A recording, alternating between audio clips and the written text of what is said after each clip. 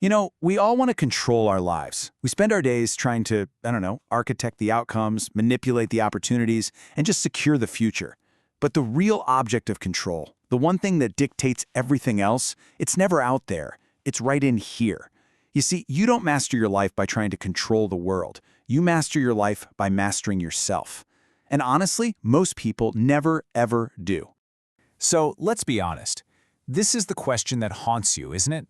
It's that quiet, frustrating echo in your mind after you hit snooze on the alarm you set with so much conviction the night before. It's that bitter taste of procrastination when you find yourself scrolling through your phone instead of doing the one thing you promised yourself you would do today. This question, it isn't just some fleeting frustration, no. It's the evidence of a fundamental breakdown between your intention and your action. And it's proof of the most dangerous reality of all. You cannot trust yourself. Just look at this. This isn't just a comparison, it's a chasm. It's a huge gap. On one side, you've got the architect, the version of you who designs their future with intention.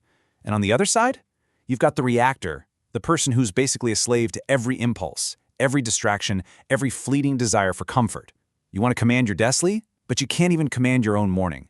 And this gap, this total disconnect between the self you want to be and the self you are right now, that's where potential goes to die. Your problem isn't your job, okay? It's not your circumstances or a lack of opportunity. Your problem is the chaotic, uncontrolled system that's operating inside your own mind. The real reason you feel so powerless in your life is because you've given up power over yourself. There is a war going on inside you every single second of every single day. Now really think about what this means. There's no neutral territory here. There's no truce.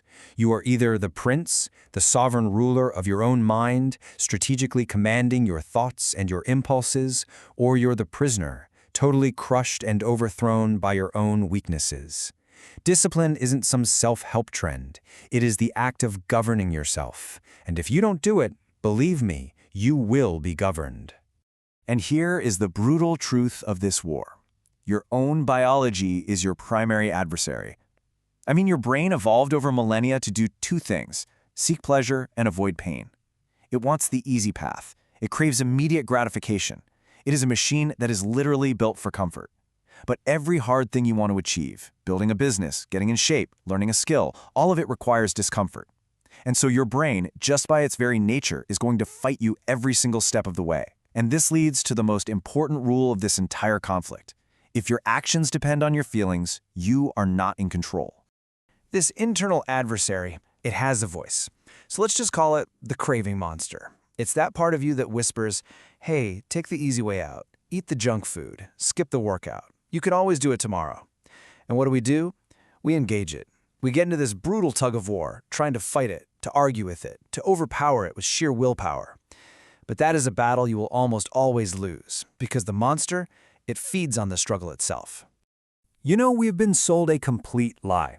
We've been told that the answer is just a better morning routine or some new productivity hack or a life-changing habit. But these are all surface-level fixes for a problem that runs to the very core of who you are.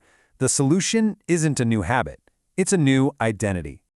You've been tricked into thinking you just need to feel more motivated. So let me tell you about the person who lives this lie. They wake up full of ambition, they write down their goals, they make a perfect plan, but then a feeling of boredom creeps in. An impulse to check their phone appears. A craving for some distraction just pops into their head. And because their actions are tied to their feelings, the whole plan just collapses. Their entire life becomes a series of well-intentioned beginnings that lead absolutely nowhere. They're trapped in a cycle of chaos, not because they lack desire, but because they have zero control over their own actions. Now let me tell you about the other person. They face the exact same boredom, the same impulses, the same distractions. But they understand something different. They know discipline isn't a prison, it's the architect of freedom. The discipline to control their spending, that grants them freedom from the anxiety of debt. The discipline to control what they eat, that grants them freedom from the prison of poor health. They actually have more choices, not fewer, because they are not a slave to their momentary feelings.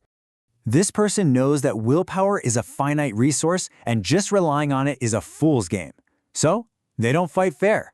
They use strategy. They build systems and structures in their life that make discipline the path of least resistance. They get their gym clothes ready the night before, they block distracting websites on their computer, they create a plan for their day that eliminates the need for those in-the-moment decisions, which is exactly where the craving monster loves to attack. Their life is intentional, not reactive. And maybe most importantly, they understand that discipline is the ultimate act of self-love. It's not punishment at all.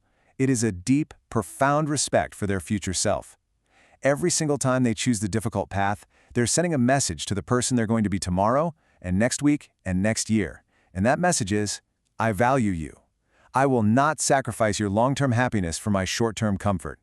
The undisciplined person, on the other hand, is constantly betraying their future self for just a moment of cheap gratification. Over time, the results of these two paths, they aren't just different, they are universes apart. The person who's ruled by impulse remains lost, a victim of their own internal chaos. But the person who practices discipline, who engages in that daily training of the self, they achieve control, and through that control, they achieve mastery. They finally realize they didn't need more opportunities or a better plan, they just needed more control over themselves. So let's talk about you. You want better results. You want a different life. But you don't control the daily actions that are required to build it. You react instead of act. You follow comfort instead of commitment. So let me be crystal clear. You do not lack potential. You lack control. So, how do we build it? How do we forge an unbreakable will and construct a reliable internal system? Well, it comes down to a non-negotiable process, 3 core principles. This isn't just advice, this is the blueprint. First up, master the small things. Look, you cannot trust yourself to build a business if you can't even trust yourself to wake up on time. Making your bed, washing the dishes immediately, putting your clothes away, these are not chores. They are opportunities. They're opportunities to prove to yourself that your word is law. Every small, mundane action you execute with intention is a vote you cast for a new identity, the identity of someone who does what they say they will do. This is how you build self-trust from the ground up. Second, you have to embrace voluntary hardship. Your comfort zone is a cage. Life is going to throw involuntary hardship at you, that is guaranteed. So you can either be fragile, shattered by the first impact, or you can be anti-fragile, strengthened by stress. Intentionally choosing discomfort, like a cold shower, an early morning, a difficult conversation, that's training. It's like going to the gym for your willpower. It's forging a mind that doesn't break under pressure. You're teaching your body and your brain that you, not your feelings of discomfort, are in command. And that brings us to the most advanced principle. The first 2 steps, they build your strength. This one builds your wisdom. The secret to winning the war for self-control is to stop fighting. The secret is to give up control. Remember that tug of war with the craving monster? It's a losing strategy, plain and simple. The winning strategy is to just drop the rope. When that craving to procrastinate or eat junk food arises, you don't fight it, you don't argue with it, you just watch it. You allow that feeling of discomfort to be there, and you observe it with detachment, like a scientist. And then an incredible thing happens. You realize the monster has no real power. It's just a storm of sensations and thoughts. And like all storms, if you don't feed it with your struggle, it eventually passes on its own. This is the ultimate form of control, the ability to be uncomfortable and not react. So, we arrive at the final choice. Your mind is a system.